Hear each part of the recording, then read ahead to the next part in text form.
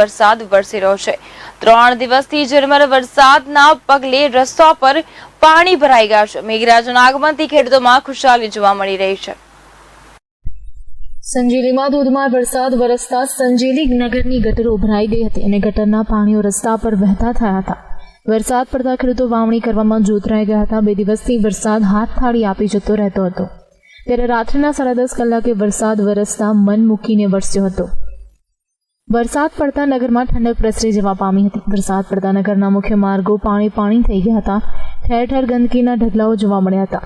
અમુક વિસ્તારોમાં પાણીના ખાબડાઓ પણ ભરાઈ ગયા હતા। ગટરોના પાણીના નદીઓની જેમ વહેતા હતા। અષાઢી બીજનો વરસાદ પડતા લોકોમાં આશા બંધાઈ હતી કે આવનારા દિવસોમાં વરસાદ પડશે। સંજેલી નગરમાં ગામડાના લોકો દ્વારા નરિયાના ઘર પર ઢાંકવા માટે તાડપત્રી અને પતરાની ખરીદીમાં પણ વ્યસ્ત જોવા મળ્યા હતા। ફરહાન પટેલ સાથે લાઈવ ગુજરાત ન્યૂઝ, સંજેલી। ઊંઝામાં આજે રોટરી પરિવારનો